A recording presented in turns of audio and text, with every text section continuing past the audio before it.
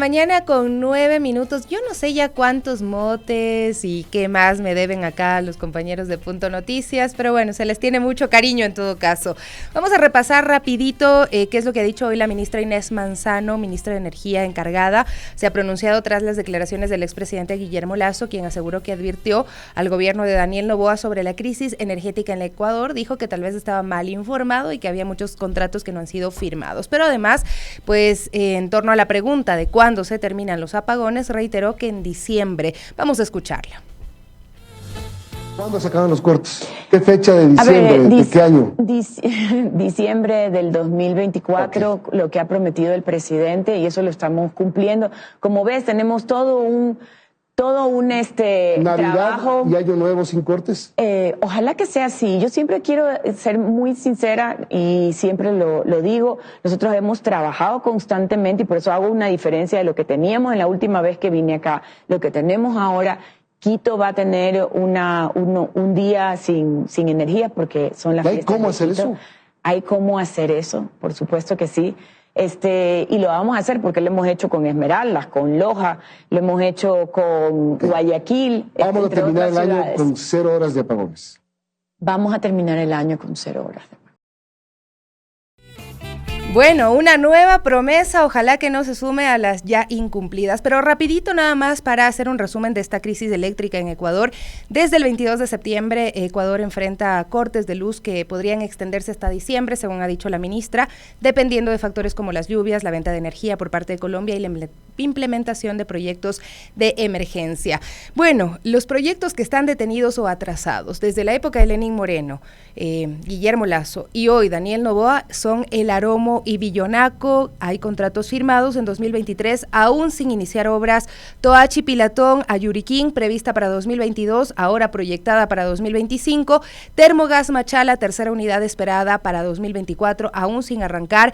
Energiquil, retrasos en los 96.16 megavatios previstos desde abril de 2024. Cardenillo y Santiago, proyectos hidroeléctricos en planificación desde hace años. Vean ustedes, cuando le digan es la sequía, pues no es la sequía, es que no hicieron nada durante estos años. Proyectos de emergencia, el gobierno ha adjudicado contratos por 820 millones para generar 973 megavatios, pero solo la barcaza turca Car Powership aporta 100 megavatios y otros proyectos enfrentan retrasos y críticas por adjudicaciones cuestionadas. Los cortes, pues, hasta 7 horas diarias podrían continuar si no mejoran las condiciones climáticas y no se concretan los proyectos previstos. Pero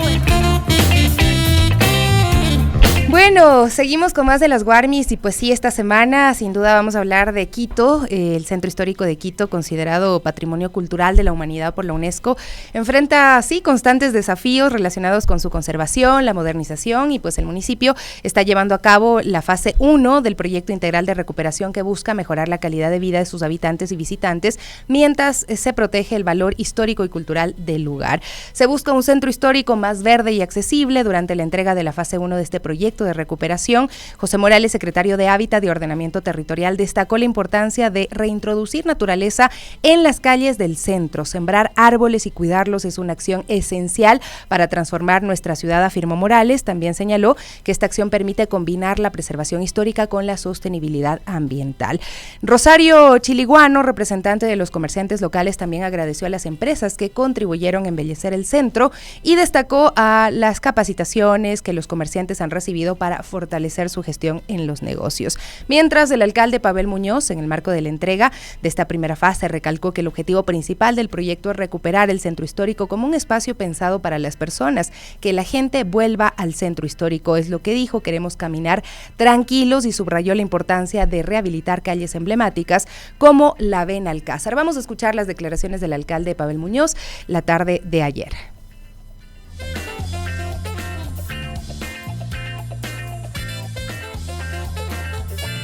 Horribles que ahora están afeando el centro histórico y ahora hemos planteado una concesión distinta a la que pensamos ponerle enredaderas, porque ¿por qué tenemos que sentirnos encerrados en una suerte de jaula cuando tenemos el centro más maravilloso que puede tener América Latina? Sí, el más grande, el mejor conservado y el menos modificado. Le hemos planteado al gobierno nacional, saque esas vallas. ¿A cuántos negocios pudo haber ahí liquidado con esas vallas? ha mejorado significativamente la seguridad. Nosotros no estamos en contra de que eleven el nivel de seguridad al 200%. Lo que creemos es que tiene que hacerse en una lógica de respetar el espacio público de los vecinos y las vecinas.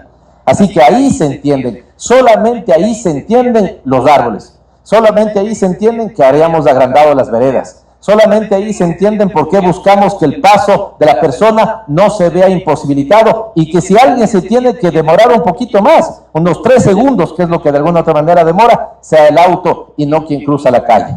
Para que cuando algunos vecinos... Bueno, así la entrega de esta primera fase representa un avance significativo en la recuperación del centro histórico. Las autoridades y ciudadanos buscan que este espacio se convierta en un lugar seguro, accesible para todos, con un enfoque en la preservación patrimonial y mejorar las condiciones de vida. Tenemos con nosotros en esta mañana para hablar de Quito, capital del Ecuador, este verdadero tesoro cultural y sus celebraciones, que son pues de las expresiones más vibrantes de su historia y tradiciones. Así es que para profundizar sobre el significado, la magnitud de estas celebraciones, nos acompaña Alejandro López, cronista de la ciudad, cronista de Quito, quien nos llevará a descubrir un poco estos detalles fascinantes de las festividades de Quito, esta ciudad que decimos es única en el mundo. Bienvenido, muchísimas gracias, Alejandro. Muy buenos días para todas y todos quienes nos escuchan esta mañana, así que gracias también por el espacio. ¿Cómo define el carácter intercultural de Quito? ¿Cómo se refleja en sus festividades? Creo que las festividades generalmente nos remiten a repensar el pasado, y si miramos el pasado más allá de un discurso oficial o de un libro de texto de inicios del siglo XX, en ese pasado encontramos la interculturalidad. Encontramos una raigambre profunda de diferentes pueblos que convivieron en lo que hoy es Quito, pero no solamente el Quito pequeñito del centro histórico del siglo XVII, XVIII, XIX y buena parte del XX, sino toda la meseta, los valles, que la evidencia arqueológica nos habla de diferentes pueblos que confluyeron. Desde el norte, el sur, la presencia de camellones, de restos arqueológicos antes de la cultura, la presencia de los incas, la presencia de los incas, etcétera, ¿no es cierto? Entonces ahí tenemos ya una gran presencia de diversidad. Los nombres, ¿qué significa Pichincha, Ilaló y Chimbía?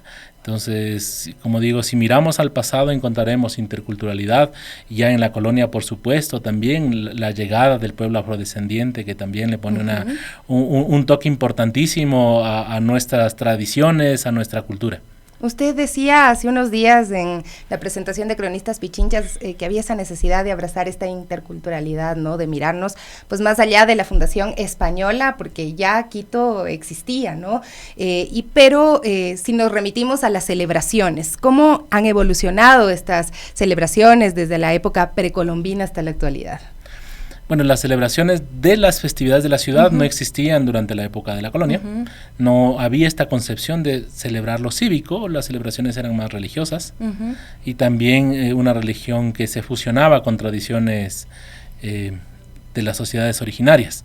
Entonces, estas celebraciones entre lo religioso, entre lo agrícola, sí estuvieron presentes, también procesiones de diferentes manifestaciones de órdenes religiosas, de los santos, etcétera, ¿no es cierto? Pero ya a finales del XIX, inicios del siglo XX, empieza a aparecer la idea de lo cívico. Una de las primeras manifestaciones cívicas será en torno a los traslados de los restos del Mariscal Sucre. Después, con la celebración de los 100 años, en este caso, de la batalla de Pichincha, también ya se hace un despliegue justamente de valores cívicos. Entonces ahí tenemos la creación de bulevares, la colocación de monumentos, y después los 400 años de fundación de la ciudad. Estamos hablando de 1934, y ahí se empieza a discutir qué fecha exactamente debemos festejar, por qué debemos festejar. Eso es importante, y creo que esa es la pregunta que uno siempre se hace. ¿Hay que festejar? ¿Qué hay que festejar de esta fundación española? Porque también pues siempre hay esta discusión en todo lo que significó la colonización para nuestros pueblos. Por supuesto, y creo que en ese ejercicio estamos, justamente de repensar qué son las cosas que debemos rememorar, conmemorar y seguir investigando. Entonces no se agota solamente con decir, bueno, hace 490 años aparece una ciudad en el damero o con las tradiciones castellanas, la creación de un cabildo, sino que nuestro pasado es mucho más rico también y tampoco puede desconocer ese proceso. Efectivamente llegaron los conquistadores tenían una visión particular sobre el territorio, sobre la población, no son cuestiones que no están documentadas, está profundamente documentado que discutían ellos si es que los pobladores tenían alma o no, qué tipo de alma tenían, cómo debían educarlos, cómo debían evangelizarlos, establecen mitas, obrajes, un sistema productivo que termina también impactando profundamente las formas anteriores de vida, las formas antiguas. Ya no encontramos camellones, los castellanos decían, estas tierras anegadizas, ¿cómo puede funcionar aquí la agricultura? Ellos tenían una visión distinta de la agricultura. Entonces hay esta transformación, pero finalmente la población termina adaptándose. Termina saliendo adelante, la población termina gestando una identidad que entenderíamos por identidades particulares, porque uno no puede decir el quiteño, la quiteña es como una moneda que tiene solo dos caras. Creo que más bien seríamos una figura geométrica con diferentes aristas, con diferentes caras que constituyen esa riqueza. Entonces creo que lo que debemos hacer en estos 490 años es reconocer nuestra riqueza cultural, nuestra historia, nuestros diferentes bagajes y nuestros desafíos, nuestros errores también y con esperanza tratar de proyectarnos hacia un futuro. Bueno, estamos hablando de muchos temas, ¿no? Porque eso incluye también reconocer ese pasado, pues también todas las brechas con las que venimos, ¿no? Pues cómo se generaron, cómo se crearon estas brechas de desigualdad también que aún pues a día de hoy permanecen, que las vemos en zonas más atendidas, zonas menos atendidas, ¿no? Que es como algo también histórico, ¿no? Pero si nos remitimos ya a las fiestas, ¿cómo destacaría pues las tradiciones que más se han ido construyendo y que sobreviven? No sé, el jugar 40, la comida, el canelazo, este tipo de cosas, ¿qué tanto hablan de Quito? Bueno, como una tradición relativamente nueva, porque hablaba de 1934 y después podremos hablar de la década del 60, nos da cuenta de un proceso en el que efectivamente también está una suerte de resiliencia. Porque ¿qué significa la sal quiteña? ¿Qué significa ser chulla quiteño?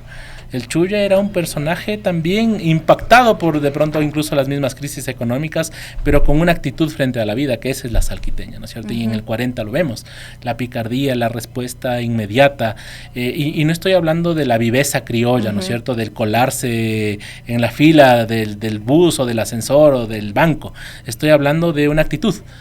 Tenemos esa actitud, esa chispa, esa necesidad de estar. Lo lúdico es sumamente importante también para el desarrollo de nuestra vida. No puede haber una vida productiva si no hay también disfrute. O sea, ¿para qué trabajo tanto? ¿Para qué estudio tanto si no tengo un espacio de compartir sonrisas? Entonces eso para mí es un poco las fiestas de Quito, ¿no es cierto? Sí, el baile de canciones, y también es bonito porque las canciones que conmemoramos, que recordamos, son escritas por chagras. La mayoría son personas que vienen acá a Quito y se enamoran de Quito y dicen, bueno, voy a escribir el lindo Quito de mi vida, ¿no es cierto? Que es un poco así, ¿no? Siempre uno a veces no reconoce la belleza del lugar donde vive hasta que se va afuera, o cuando viene de otro lugar dice, qué maravilla es esto, ¿no? Y pues mucha gente se ha enamorado así de Quito. Sí, entonces eso es la conmemoración. O sea, sí son tradiciones relativamente nuevas, pero que también nos remiten a ese pasado que estoy hablando. Entonces, claro, el 2 por Xunxo. Ahí, ¿qué significa Xunxo? ¿De dónde viene la palabra? ¿De dónde viene? Es un quichuismo, ¿no es cierto? Sí, ¿no? Exactamente. Sí, entonces, claro, es ese quiteño intercultural, esa mezcla de culturas que no necesariamente, como digo, se agota el debate diciendo, bueno, los castellanos fundaron una ciudad y hay que festejar con la bota y con el sombrero, Claro, más bien más allá de eso. Que como que muchos de los eventos culturales que se hacen es como que remiten mucho a lo español, ¿no? Que bueno, está bien, uno, digamos, también puede disfrutar del flamenco, puede disfrutar de algunas tradiciones que tienen allá, pero reconociendo que es porque nos gusta la cultura de ellos, porque no es necesariamente completamente nuestra, pero sí hay ese mestizaje que también está presente. Efectivamente, es una reivindicación de nuestro pasado y de ese mestizaje, pero con una cuestión no de un mestizaje que apunta a queremos ser como ellos, sino es un mestizaje de queremos ser como somos nosotros y que abrazamos también esos mismos quichuismos, que abrazamos nuestros lugares, nuestras comidas, nuestras diferentes tradiciones. Alejandro, las tradiciones, las fiestas, de alguna forma también construyen comunidad. A día de hoy, ¿cómo estas fiestas tradicionales, cómo las fiestas de Quito pueden construir esta identidad colectiva de ciudad y de su gente? Yo creo que es un momento trascendental de nuestro presente. Enfrentamos momentos duros de crisis económica, también de salud mental, de desafíos profundos y necesitamos recuperar esos valores comunitarios, esa alegría de vivir en un espacio que nos cobija y que nos permite desarrollarnos. Entonces creo que eso es lo que deberíamos un poquito ir pensando, ¿no es cierto? ¿Cómo salimos adelante en comunidad? O sea, romper un poco un individualismo que realmente no nos lleva a nada nuevo, a nada bueno, sino que necesitamos eso, mirarnos como vecinos y creo que es una de las cosas bonitas, decirnos vecinos. Así es. Sí, porque creo que también se ha perdido, ¿no? Con esto de que ahora la ciudad crece para arriba en edificios, no en barrios como era antes, ¿no? Por lo menos yo mi infancia la recuerdo así, en las fiestas eran la reunión de todo el barrio.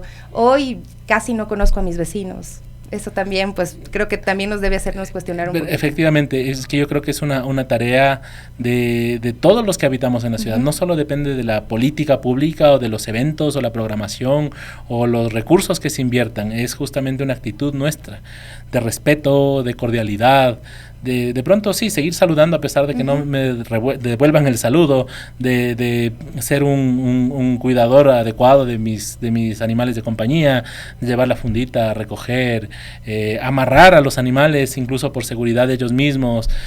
Son cosas que dependen de uno. No estoy hablando de una cuestión de civilización, estoy hablando de una cuestión de respeto al prójimo, de respeto al espacio y de cordialidad. Y de verdad que sí, a veces no se usa mucho, pero todavía uno va a la tienda, ve si, cómo le va, ve si, cómo le está. Antes también caserito, caserita, que es una cuestión de cercanía. Entonces creo que en eso deberíamos pensar. Porque también las fiestas pueden tender a un poquito de excesos, ¿no es cierto? De crisis también de seguridad porque hay demasiado desenfreno. Lamentablemente es así y no es de estos últimos años, sino podríamos mirar por qué se dejan de hacer los chavezazos, los machalazos, es por eso. Entonces, en vez de festejar desenfrenadamente, mirémonos. A ver, vecino, juguémonos un 40. Bueno, yo juego más o menos, le diré, pero ahí nos vamos a apuntar el día jueves. Le invito a propósito, tenemos acá en nuestra fiesta que vamos a realizar como Radio Pichincha. Muchísimas gracias por acompañarnos el día de hoy. Siempre es bueno poder escuchar un poquito acerca de la historia y tratar de hacer estas reflexiones, ¿no? De cómo los quiteños, quiteñas, las personas que habitan en Quito celebran con alegría pues esta tradición, estas fiestas de diciembre, con música, con danza, con color, pues atraer tanto a locales como a turistas también es importante. Alejandro, muchísimas gracias. Muchísimas gracias nuevamente y un cordial saludo para todas, para todos. Estamos siempre pendientes. Ahí está entonces Alejandro López, cronista de la ciudad, cronista de Quito, quien pues nos hacía descubrir un poco estos detalles fascinantes también de las festividades que hacen de Quito una ciudad única en el mundo. 9:38, hacemos una pausa y volvemos enseguida. La Gaby está con nosotros. ¿Cómo estás, Gaby? Buen día. Buen día, mi Sofi. Buen día, amigos y amigas de las Guarmis. Ya estamos aquí también para compartir información con ustedes y justo estábamos comentando con la Sofi sobre el bulevar que ya se ve que ya está por finalizar en la avenida de los Chiris. Recordemos que aquí se ubicaba la tribuna, pero se decidió pues para aprovechar el espacio público hacer este bulevar. Así es, y se ejecuta la construcción del bulevar conmemorativo Quito Ciudad de Paz en la avenida de los Chiris, que tiene como objetivo transformar un espacio insalubre, inseguro y deteriorado en un moderno bulevar que pone a la capital como una ciudad inclusiva y sustentable. Así es, y bueno, y ya estamos próximos a su inauguración, que será en esta semana, pero nuestra compañera Evelyn Caiza estuvo en el sitio con más detalles. ¿Qué tal, compañeros, amigos? Muy buenos días. Así es, nosotros en esta mañana ya nos encontramos en el espacio en donde, como ustedes recordarán, se ubicaba la Tribuna del Norte, que las autoridades decidieron derrocar para iniciar la construcción de un bulevar hace pocos meses atrás. Pues contarles que mañana, precisamente a las 18:30, este espacio ya se inaugurará. Por eso nosotros hemos acudido a ver ya cómo se ultiman los detalles y nos encontramos con Gabriela Andrade, vocera del EMOP, quien nos va a comentar más detalles. Gabriela, buenos días. Cuéntenos un poquito, vamos también caminando para observar los trabajos que se están ultimando, qué es lo que falta, pero principalmente qué es lo que se ha hecho y con qué la ciudadanía va a contar. Muy buenos días, gracias por el espacio. Sí, el día de mañana estamos entregando una obra icónica para la ciudad, la rehabilitación del Boulevard de las Chiris, la implementación de nuevos espacios. Estamos actualmente ultimando detalles, estamos realizando ya trabajos de pintura que estaban pendientes, realizando limpieza, estamos también mejorando un poco los jardines que estaban ya implementados desde el inicio de la obra y estamos realizando ya retiro de materiales y temas ya de obra para tener todo listo para el día de mañana. Así es, un dato muy importante, Gabriela, que nos comentabas es que desde que se inició la construcción los vecinos pasaban por acá corriendo, haciendo deporte y pues bueno, también brindaban sugerencias que fueron recogidas por ustedes. Justamente desde el inicio más que de la obra, del proyecto como tal, se desarrollaron varias socializaciones con las personas de la comunidad, del vecino, el usuario del parque, con lo que se ha acogido bastantes las sugerencias de muchos ciudadanos. Nos han permitido también tener muchas necesidades, conocer las necesidades de las personas y hemos también podido comunicarnos ya desde anteriormente que se inaugure el lugar, indicarles la razón de cada espacio, de lo que se ha implementado, justamente porque eso queremos, que ya sea un lugar donde cada uno se apropie y nos ayuden a cuidarlos. ¿Y qué precisamente es lo que se ha implementado además de los jardines, las luminarias? Tenemos también espacios de descanso. ¿Con qué nomás cuenta este bulevar?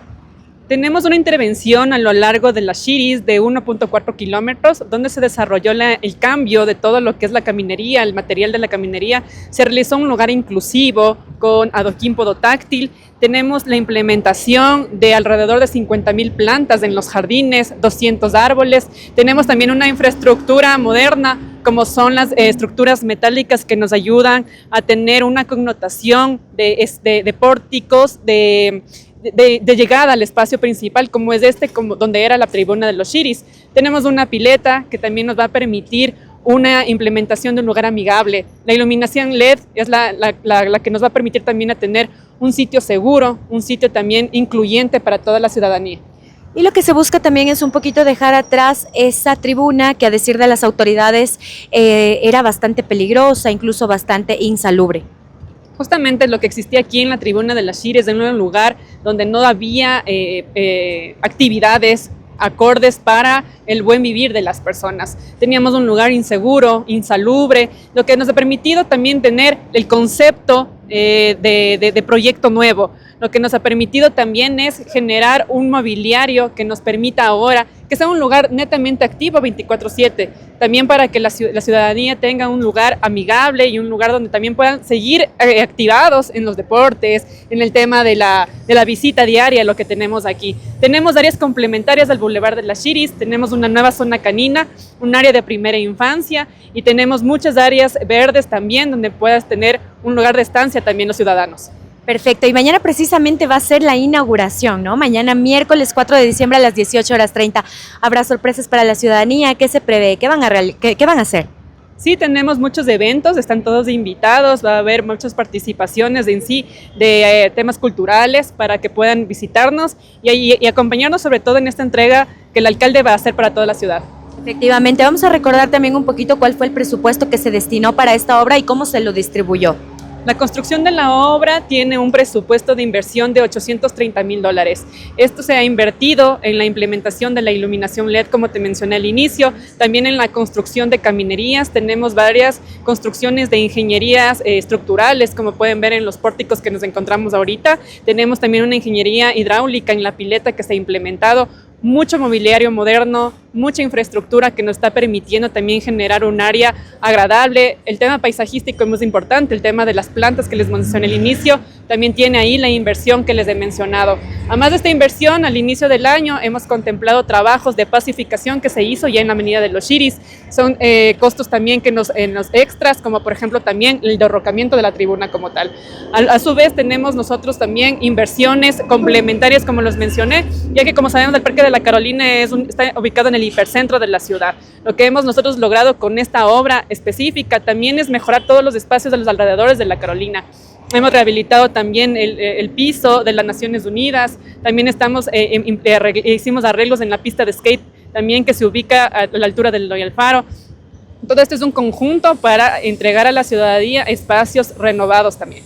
Y la obra se entrega en el marco de las fiestas de Quito y precisamente la Xiris es uno de los espacios favoritos de quiteños, quiteñas y gente que viene de otras ciudades a festejar a la Carita de Dios. Así que un llamado contundente también a cuidar esta obra, ¿no? Que es para que todos podamos pasearnos, disfrutar.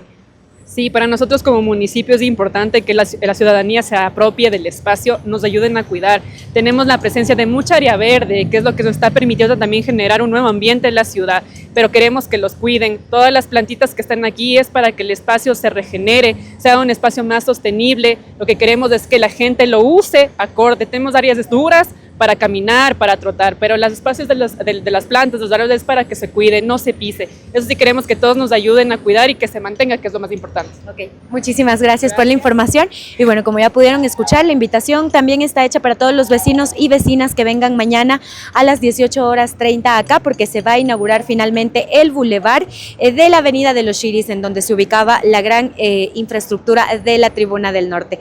Eso es lo que les podemos contar. Continúan ustedes con más noticias.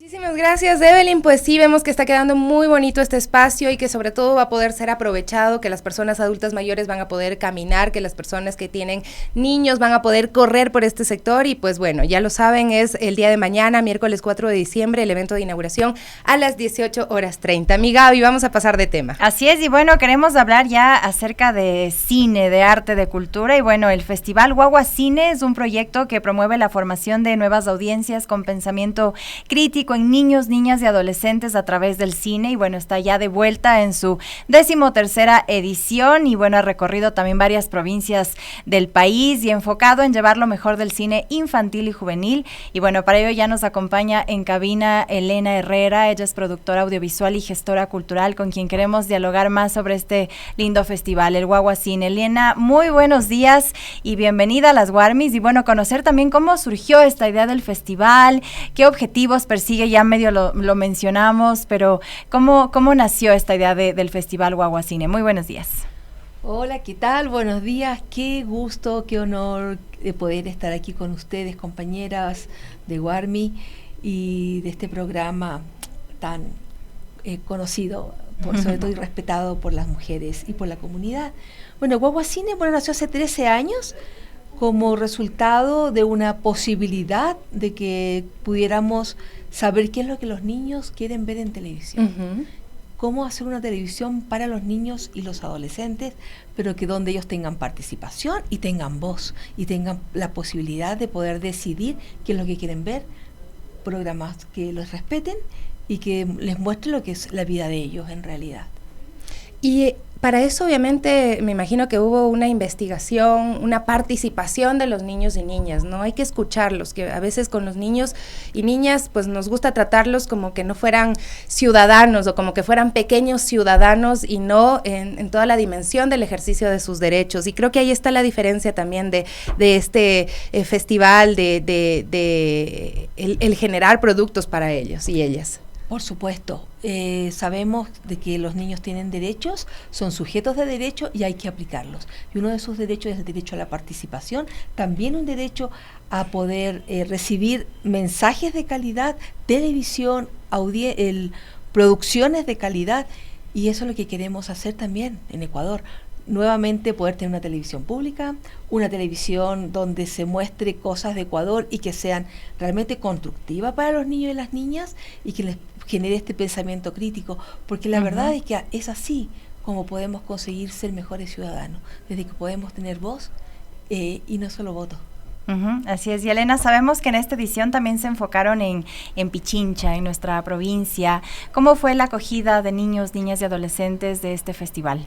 Maravillosa, realmente me voy muy, muy contenta. Estuvimos por lugares realmente encantadores, con muchas posibilidades de poder estar con la gente, entre Yoa, Conocoto, estuvimos en Amaguaña, Sangolquí, bueno, en varios lugares, pero lo más valioso que me quiero destacar es las instituciones públicas, como la prefectura y también el municipio, que les dan importancia a lo que se hace para los niños y lo que se lleva y lo preocupado que están, lo que estamos mostrando. Y eso realmente es un aplauso y es un ejemplo para el país. Y quiero realmente destacarlo acá, agradecerles incluso a ustedes que nos permiten poder estar aquí y poder compartir con la audiencia, con qué es lo que ha pasado, ¿no?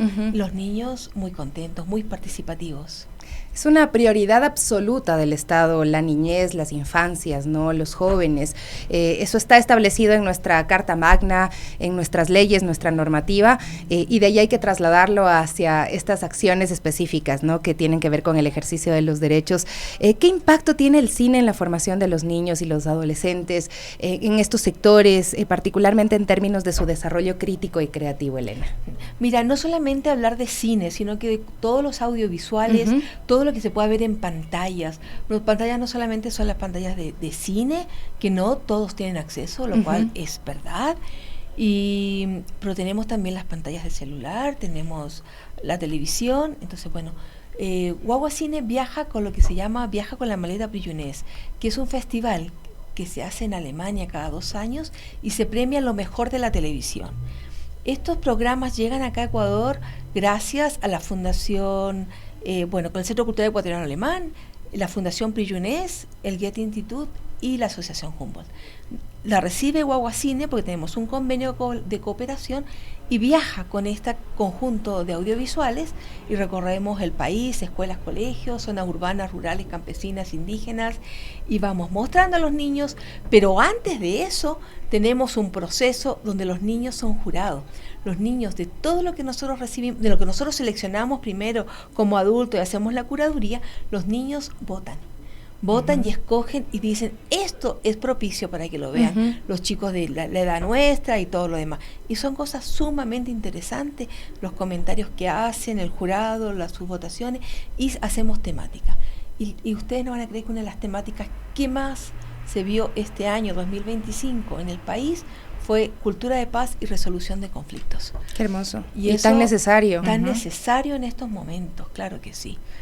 También el cuidado del medio ambiente, y tuvimos otra particularidad también que fue hacer audiovisuales para niños sordos, niños con discapacidad, niños y niñas con discapacidad. Porque claro, hablamos de los derechos de los niños, un derecho a una cultura, al arte, un acceso a la educación, pero no estamos hablando del acceso. ¿Qué pasa? ¿Será que todos los niños tienen derecho? Tienen derecho, pero tienen acceso. ¿Y dónde está la participación de ellos? ¿Y dónde está la inclusión? Y justamente hoy, que es el Día de las Personas con Discapacidad, aprovechamos de dar un abrazo y decir que Guagua Cine también los tiene presente y está innovando en esto a nivel nacional. Así es, qué maravilloso. Y bueno, Elena, sabemos que además de las proyecciones del festival también incluye talleres, conversatorios. ¿Qué tipo de actividades complementarias fueron las más valoradas o las que más llamaron la atención de los participantes? Tuvimos talleres, sí, para personas con discapacidad, con personas sordas en Cuenca, con un centro educativo especial. Y nos acompañó una persona que vino de España y una persona de Quito, y se hizo un taller que terminaron haciendo un cortometraje que se llama, este audiovisual se llama El Museo de la Sequía, justamente con estos temas en lengua de señas, hecho por personas sordas, para personas sordas, pero es para todo público. Esa fue una de las cosas nuestra como que emblemático este año, fue una gran actividad. Pero también tuvimos, el derecho a vivir en paz, que es el día de la clausura. Los niños de Cuenca cantaron a Víctor Jara, también en lengua de señas estuvo interpretado y para todo público. Fue una experiencia maravillosa. También tuvimos un invitado de Chile, Pablo Cid, que dio talleres en la universidad sobre la importancia de la música y del sonido en los audiovisuales, y también nos ayudó con esto de hacer el coro con los niños, que fue fantástico. Y bueno, tú también de México, Irma, que vino y nos dio un taller acerca de mediación y diversas temáticas sobre los audiovisuales para la niñez, cómo trabajar con los docentes en aula de clase. Que es súper importante, ¿no? Porque a veces hay cosas que no se pueden enseñar fácilmente y resulta un recurso educativo muy valioso el tema del audiovisual, del cine, pero me imagino que también la idea de crear estas nuevas audiencias es de pronto a futuro pensar en gente o niños, jóvenes, luego adultos que produzcan cine para niños o para mejorar una sociedad, para construir esa cultura de paz de la que hablas. ¿Se está caminando hacia allá? Claro que sí. Creo que es muy importante lo que tú dices, pero hay varios pasos previos, ¿no? Primero, que los docentes, que los profesores, los pedagogos, cuando están estudiando para tener esta tarea tan básica, tan fundamental y tan importante, que es el trabajar con niños en aula de clase, tengan formación en audiovisuales, que aprendan a leer audiovisuales, que enciendan la mirada para poder trabajar con los niños. Porque los niños y las niñas, los adolescentes, así como nosotros no estamos libres de las pantallas, de lo que nos llega en las pantallas, bueno, los niños más todavía. Entonces tenemos que ser capaces de poder discernir y poder decir, esto me sirve y esto no me sirve, como niño, como adolescente, o también como adulto, ¿no? Así es, contenidos de calidad. Y bueno, ahora, ¿qué planes tiene el Festival Guagua Cine? ¿Qué se viene? ¿Van a continuar expandiendo su alcance por todo el país y van a seguir involucrando seguramente a niños, niñas y adolescentes? ¿Qué planes tienen a futuro?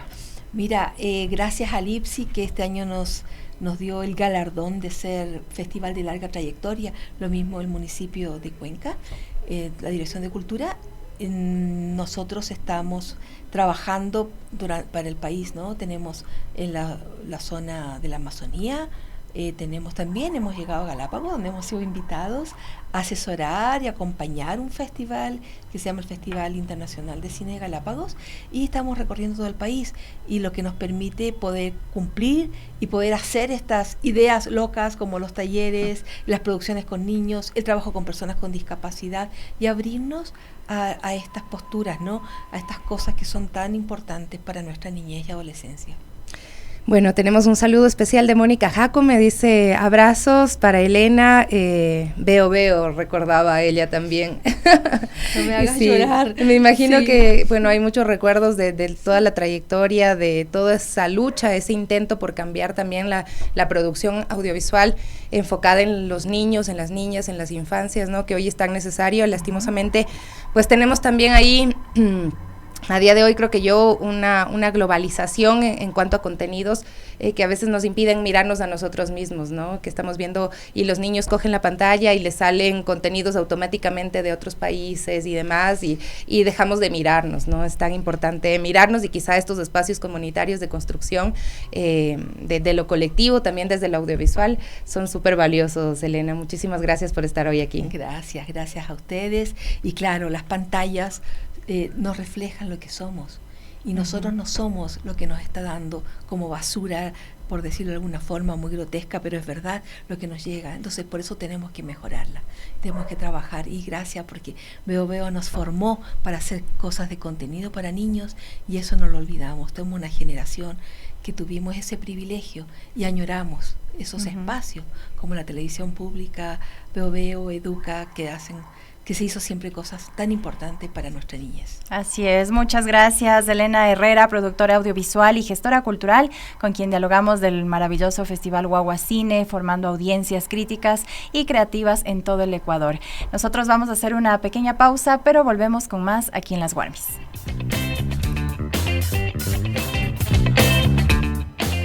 Bueno, en noviembre pasado se celebró el Día Internacional de la Mujer Emprendedora, un momento para reconocer a las mujeres que con valentía desafían también los estereotipos y lideran en sectores tradicionalmente dominados por hombres. Así es, y en la industria cervecera artesanal de nuestro país, cada vez más mujeres están marcando la diferencia, y bueno, una de ellas es Steph Galarza. Ella es administradora de Pana 46 Cerveza Artesanal, quien nos contará su experiencia en este mundo y cómo también ha superado los retos de ser una mujer emprendedora en este sector. Así que, Steph, muy buenos días y bienvenida a las Warmis. Y bueno, ¿cómo ha sido trabajar en esta industria tradicionalmente, hay que decirlo, ¿no?, dominada por los hombres? ¿Cómo has enfrentado los primeros retos, obstáculos desde que arrancó tu emprendimiento?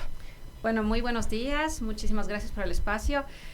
Sí, efectivamente, en los últimos años, podría decir siglo XX, siglo XXI, mayormente ha abarcado este espacio los hombres. Sin embargo, si es que ustedes han visto en antiguas civilizaciones, quienes realizaban realmente la cerveza o fermentos de varios cereales eran las mujeres. Es así como se ha encontrado en Egipto algunos jeroglíficos en las cuales las mujeres están encargadas de la elaboración de la cerveza, y así han habido algunas civilizaciones con esta manera de realización. Hoy en día más mujeres nos estamos uniendo al gremio cervecero. Yo me encuentro asociada a la ASOCERF, que es la Asociación de Cerveceros del Ecuador, en la cual sí estamos participando algunas mujeres. Existen aproximadamente unas 140 cervezas artesanales, de las cuales yo pensaría que por lo menos unas 20 mujeres nos encontramos siendo parte de esta asociación. ¿Y cuál es el impacto de la presencia femenina también en la industria cervecera artesanal en Ecuador? Porque hay que decirlo, ¿no? Primero, en este país ser emprendedor no es tarea sencilla. Ser mujer emprendedora pues tiene otras dificultades adicionales. Por supuesto. Bueno, yo pienso que nosotras como mujeres tenemos un gran potencial.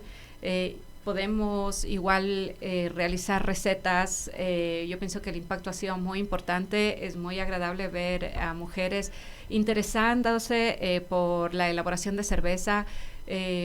Pueden haber retos en el transcurso. Hablamos de material pesado, a veces el hecho de cargar los costales de malta, los tanques de cerveza puede ser como, yo pienso que de pronto el único obstáculo, pero luego de eso en la elaboración nosotras estamos muy, muy capaces para realizar unas buenas recetas, para realizar un buen proceso y mostrar un producto de primera calidad hacia nuestros consumidores. Claro, ahí estaría el factor diferenciador y bueno, también que nos comentes cómo ha sido el proceso ya de hacer crecer tu marca, cómo ha influido también tu enfoque de mujer en su desarrollo y también como visibilizar, ¿no? Decir, yo soy mujer y estoy en esta industria dominada realmente por los hombres. ¿Cómo ha sido todo este proceso? Bueno, es un proceso un poco de iniciativa. Nos ha gustado mucho estar mostrando nuestro producto en ferias, un poco en televisión también, pero siempre estamos como que haciendo visitas a ciertos lugares en donde creo que puede salir muy bien la cerveza artesanal. Entonces, por ejemplo, en pandemia fue algo de mucha iniciativa realizar catas online. Entonces, se realizaban las entregas en el transcurso de la semana de un bonito paquete de 4 cervezas con un vaso, con grisinis, brownies, alitas, todas las cosas con las que podrías maridar tu cerveza. Y luego el sábado, por ejemplo, a las 6 de la mañana nos veíamos online. Es así que mucha gente nos fue conociendo y mucha gente estuvo interesada, porque nosotros no solamente es el entregar una cerveza y tómala. También nos encanta que la puedan apreciar. Entonces nos gusta contar historia, qué ingredientes, el proceso, para que la gente tenga un poquito más de cultura cervecera y sepa lo que está tomando. La cerveza artesanal no es para tomar... Para emborracharse.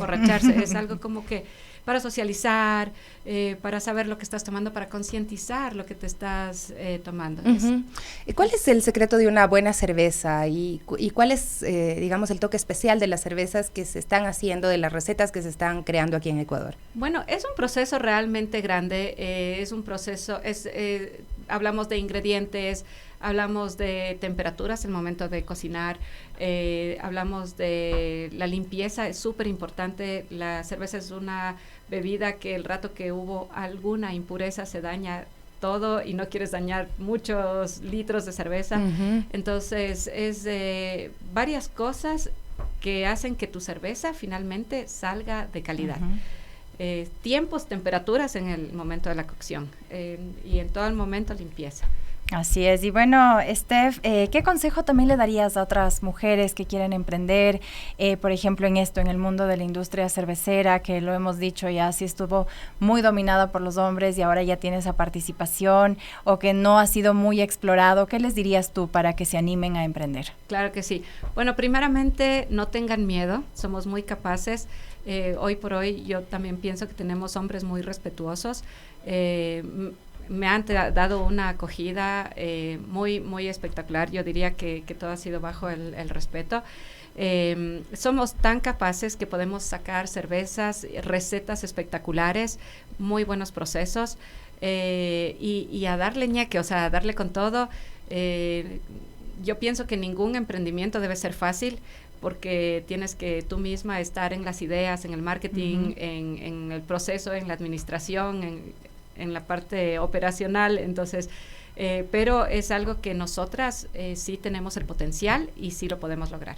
Muchísimas gracias por acompañarnos el día de hoy. Nos quedamos con ese mensaje, sin duda, pues destacando el trabajo de las mujeres emprendedoras en nuestro país en muchísimas áreas, ¿no? En algunas poco exploradas, como bien decía Gaby, por mujeres y dominadas por hombres, pero pues también veíamos estudios como el que hace Oxfam, que dice hoy por hoy está cambiando muchísimo la mentalidad, así como ya una gran parte de la población reconoce, un 77%, que las tareas domésticas no son exclusivas de las mujeres. También hay una gran parte de la población diciendo no hay tareas exclusivas de hombres o de mujeres, todos y todas, todes podemos estar en lo que queramos, en lo que nos apasione, en lo que nos haga vibrar. Steph Galarza, miembro de la Asociación de Cerveceros Artesanales del Ecuador, nos acompañaba en esta mañana aquí en las Warmis. Una brevísima pausa y regresamos. Tenemos un último tema para nuestro programa de hoy.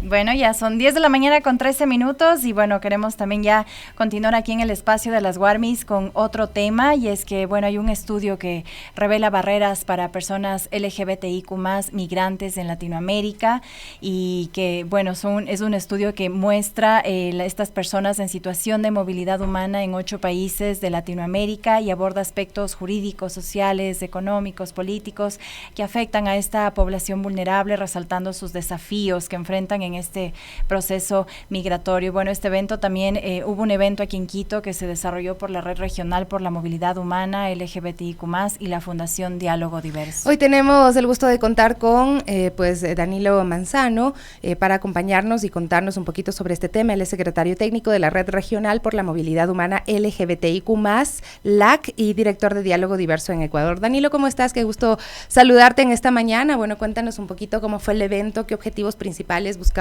esta investigación presentada sobre la integración de las personas LGBTIQ+ en situación de movilidad humana. Muy buenos días, mis queridas Warmis, qué gusto saludarles y agradecerles mucho por esta oportunidad y este espacio. El tema de la migración como tal, y como ustedes podrán imaginarse, no es un tema tan sencillo de tratar, puesto que no hay y no podría haber una mirada homogénea, una forma de querer ver a los flujos migratorios de una manera similar, sino más bien lo clave es poder interpretar de una manera profunda, por un lado, cuáles son las motivaciones por las cuales la gente decide dejar el país, pero al mismo tiempo, cuáles son los desafíos a los que la gente en este momento se encuentra. Cuando hablamos de migración LGBTIQ+, el tema se vuelve mucho más complejo, puesto que la mayoría de personas que, estando en situación de pobreza, deciden migrar, tienen que atravesar y decidir acerca de diferentes circunstancias donde su integridad, su vida está en riesgo a causa de las diferentes formas de discriminación que existen. Desde este panorama, en la Fundación Diálogo Diverso en Ecuador, tomamos la decisión, primero, de impulsar este espacio de trabajo en red que actualmente abraza a 13 países de Latinoamérica. Y lo más importante es que a través de este grupo de trabajo hemos podido, con el apoyo de la cooperación canadiense, sacar adelante una investigación que nos permite entender de mejor manera cuáles son justamente estos desafíos a nivel de integración, de participación política, de sus derechos humanos, entre otros. Y Danilo, bueno, sabemos que el 60% de las personas migrantes LGBTIQ+ trabajan en empleos informales, sin acceso a seguridad social ni derechos laborales. Eso es una realidad de nuestro país. Y bueno, aquí hay que mencionarlo, ¿no? También la transfobia y xenofobia son las principales formas de violencia reportadas por esta población. Y ahí queremos saber también cómo es que esta discriminación por su orientación sexual o identidad de género afecta a su seguridad, afecta a su bienestar. enfrentar y principalmente durante este proceso migratorio que deben atravesar? Claro que sí. Bueno, mis amigas, como ustedes sabrán, durante los últimos años se viene haciendo mucho énfasis desde la sociedad civil en poder hablar mucho de este elemento clave que es la interseccionalidad. ¿Qué es la interseccionalidad? Es el hecho de reconocer que en una sola persona pueden haber más de una condición que pueda generar un riesgo o una exposición a violencia. Imagínense ustedes en el caso de una persona que ya siendo migrante también es LGBTIQ+. Lastimosamente, en el Ecuador tenemos memoria corta, me atrevo a decirlo de esta manera y de una manera también respetuosa, pero creo que es importante mencionarlo. La crisis del año de 1999, inicios del 2000, provocó una migración masiva de población ecuatoriana hacia los Estados Unidos y algunos países en Europa. Fue justamente desde varias formas la voluntad de los países receptores que brindaron opciones de empleo y que permitieron salvar al Ecuador de una crisis económica sin precedentes, ¿no? En ese sentido, es muy importante que casa adentro veamos de qué manera estamos tratando en el Ecuador a la gente que viene y que está migrando, no solamente desde Venezuela, sino desde diferentes países. En el caso de la población LGBTIQ+, las circunstancias de migración son mucho más complejas. Tienen por un lado que recibir la violencia de la xenofobia, pero por otro lado también recibir la violencia por ser LGBTs. En este sentido, el Ecuador como tal no solamente se volvió un país de tránsito, para algunas personas un país de destino, sino que también lo que en este momento nadie está hablando, mis queridas Guarmis y amigos, amigas que nos escuchan, es que el Ecuador en este momento ocupa el segundo lugar en el Darién dentro de los países que están queriendo cruzar las fronteras para llegar hacia los Estados Unidos. Entonces, el Ecuador no le es ajeno a la migración. Sí es importante que identifiquemos de qué manera nosotros estamos tratando a las personas que migran al Ecuador por diferentes motivos. Aquí hay esta cifra que dice que el 67.2% de la población LGBTIQ+ ha enfrentado violencia o xenofobia en Ecuador, ¿no? Pero creo que es importante anotar y revisar los otros puntos que tú decías, ¿no? Porque no es lo mismo una persona en movilidad humana, una persona migrante que tiene los recursos para migrar, para establecerse, que una persona que además está empobrecida, también a veces me pregunto si esta discriminación, esta violencia es por el tema de género o porque también hay un odio al pobre, una porofobia, ¿no? Entonces creo que hay que distinguir muchísimo también eso y pues de ahí en más saber cuáles son las estrategias que ustedes creen que podrían aplicarse para erradicar estas violencias tan fuertes. Por supuesto, miren, yo aquí les comento, mis amigas, algo que es importante tener en cuenta, y es que el rol de garantizar los derechos humanos en cualquier estado son justamente el gobierno, ¿no es cierto? Es decir, quien está en este momento tomando decisiones a través del aparataje estatal. Lastimosamente en el Ecuador, los recursos que se destinan para la inversión social y principalmente en derechos LGBTIQ+ es casi inexistente. Es justamente la sociedad civil quienes tenemos desde más de una idea o un proyecto diferente de iniciativas, solventar las necesidades que tiene la población LGBTIQ+. En el caso de la población LGBTIQ+ migrante, lastimosamente cuando quieren acceder a servicios públicos, viven la discriminación por ser de otra nacionalidad, por ser personas LGBTs y ni hablar de la condición de la población trans, hablando particularmente de las mujeres transgénero, quienes son visibles por su propia construcción de la identidad. En este sentido, el tener población migrante y LGBT que no tiene y que no cuenta con las posibilidades, que no tiene los recursos para pagar un proceso de regulación migratoria, entre otras cosas, finalmente va a terminar siendo víctima, sí, al igual que cualquier migrante que no está regular, que no tiene papeles, va a ser con certeza víctima de explotación laboral, entre otro tipo de cosas. En el Ecuador hemos visto diferentes condiciones, letreros en ventanas donde dice se arrienda no venezolanos. Recordemos lo que pasó en Ibarra hace no muchos años también, que hubo una situación gravísima de violencia basada en género, pero que en realidad la respuesta de la población fue abismalmente violenta. Entonces, en el Ecuador, lastimosamente, no tenemos una inversión del Estado en generar conciencia comunitaria de lo que implican las diferentes formas de violencia, pero sobre todo hacia este grupo migrante. Para esta particularidad de lo que implica la movilidad humana LGBTIQ+, el contar con resultados de esta investigación nos es de mucha ayuda. Primero, porque para crear política pública se necesita información basada en evidencia. Muchas veces la retórica y la narrativa de las violencias de LGBTIQ+, al no tener la posibilidad de sustentarse en datos, Muchas veces la clase política piensa que en realidad es algo más que tiene que ver con la revictimización y la verdad es que no es así. La población LGBTIQ+, que en el Ecuador en este momento está identificando maneras de migrar porque las circunstancias económicas en este momento no permiten pensar en un proyecto de vida, es extremadamente grave.